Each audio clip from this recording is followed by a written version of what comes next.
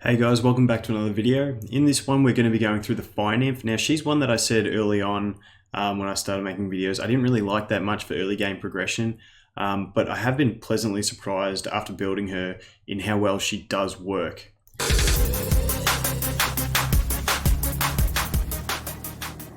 So the first thing we're going to look at is the reason I'm building her, and that's because I'm building an attacker team. I'm trying to use all 3 stars to build a team that's based on attackers, not poisoners.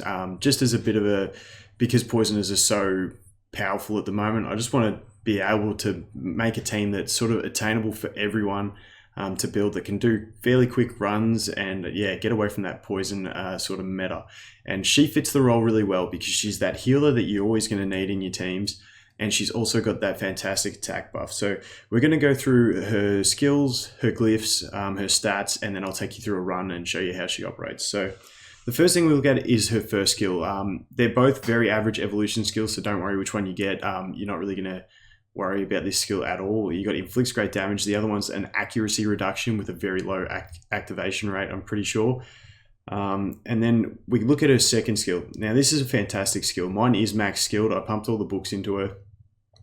This one increases the resistance and attack of all allies for 2 turns and refills their turn by 60%. And it's only on a 3-turn cooldown. So the attack buff obviously is awesome when I'm looking at using attackers.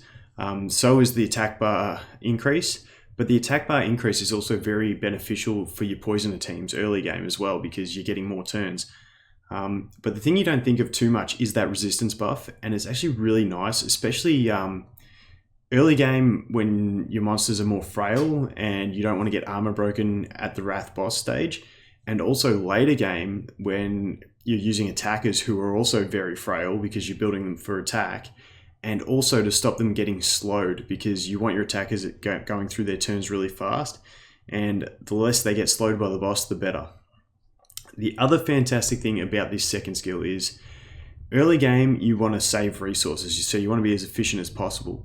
And this skill, having a turn bar boost as well as attack buff, allows you to use her as your arena speed leader. So you make her your fastest monster in your team, and she'll buff your attack and your attack bars at the same time if she moves first. So it's a very good advantage. She hasn't got a great base speed, so it's not amazing to use this late game.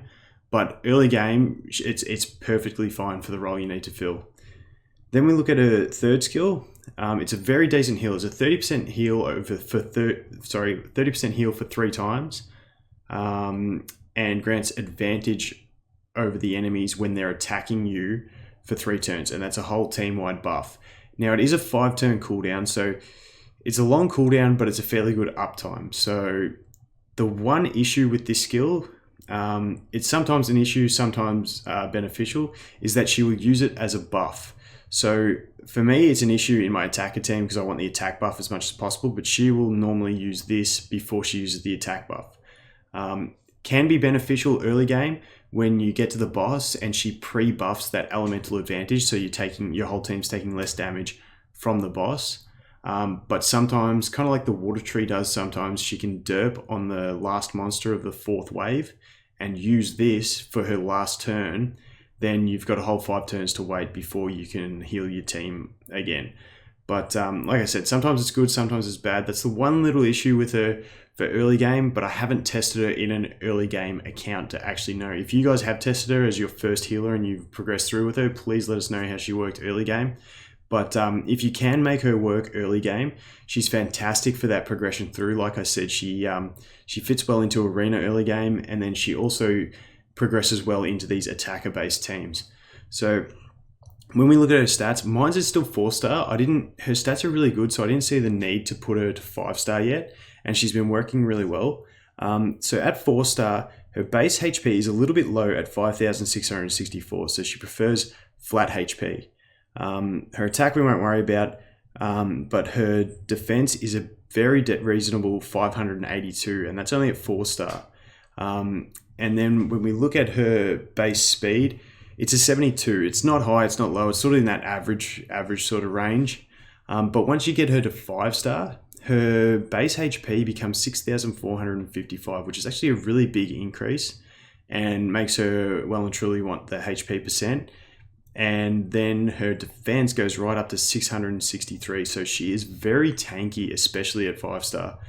And then when we look at her glyphs, sorry, the one other thing about her, she evolves into resistance, which is always really nice for your healer. So she has a 66 resistance, mine does. She gets that 55 after evolution, which is really nice. Sorry, 45 after evolution, which is really nice. It's always good to have your healers with high resistance. Couple that with the resistance buff that she provides, and she doesn't get that many debuffs. And then, yeah, when we look at glyphs, I've got mine on double appeasement just because that's pretty much, I farm Wrath a lot and I don't have many monsters to put appeasement on, so I had some decent ones. An ideal set, especially if you're going to be using her as your attack bar booster in Arena, the ideal set would probably be double haste with some fast speed subs. She doesn't have any debuffs to land, so she's perfect for double haste. You don't have to worry about accuracy or anything like that, or haste appeasement, just whatever you have basically that gives you some good speed, some good tankiness, and that's about all you really need for her. So now I'll show you guys a run of her in the Wrath dungeon. I've actually been pretty impressed with the way she operates here. So as it starts running, I'll go through a bit why I really like her in my team. So my team, I obviously have three Nat 5/4s in this, in the Zealot, the Dragon, and the Vampire. But the thing with my two attackers, the Ninja and the Dragon, is that they both have their own ability to grant themselves extra turns, which means they're always wearing off their own attack buffs that the Zealot provides. So the idea behind the Nymph was that I'd be able to have a second attack buffer so that these guys would more often have the attack buff. So there you go, she's just buffed the attack, so now the Dragon's got that. And then the Dragon lost the attack buff, but then the Zealot buffed it again. And the thing is, when the Zealot does that, he's reducing the cooldowns, which means first turn now in this wave, I'm hoping that the Nymph will use her attack buff. Ideally, I'd have her quicker than my attackers as well, but I just didn't have the glyphs to do it. So I'm hoping now, there you go, attack buff. So then the Dragon gets the attack buff again, and away we go. That's the ideal way for her to work in this team, and she does it really well. And then when we look at her, the way she synergizes well as with the team, I've only got one wind unit in this team, and the rest are all either neutral or weak to the boss. And the way she pre-buffs that elemental advantage, it saves a lot of damage. There you go, she got the attack buff off again. Perfect, that's what I needed from the Dragon. Then you get the attack buff again. Yeah, like I was saying, she pre-buffs, so she won't now, because there you go, that was the derp. She's used it on the last turn. That's what I talk about for healers in early game. But hopefully for me, it means she's going to use her attack buff now. But yeah, so she pre-buffs that elemental advantage, and that means my Dragon isn't going to get one shot by the boss. But this time he might get one shot just because I don't have that advantage. But there you go, that saves my Dragon right there every time. Because it reduces the damage he takes by about 60%. So it's fantastic. And then, yeah, it just lets my team keep going on. And then, like I said, that attack buff just keeps coming. So my monsters are pretty much always under that attack buff state, and it makes the runs very safe and very fast. Obviously not the fastest runs, but it just synergizes really well in my team. And the same goes with when I try in my 3-star team, which I'll hopefully have finished in the not too distant future. She even though she's the only attack buffer in that, because it's only the 3-turn cooldown, I'm attempting to use the Water Holy Sister in that too, so it's got the cooldown reduction, and she actually works really well in that as well. I can't show you her in Arena, she's just not quick enough. I don't have the glyphs on her. I'd have to take all the glyphs off my Zealot to show you guys, but overall, I'm very impressed with her. I actually really enjoy the way she plays for what I need her to do.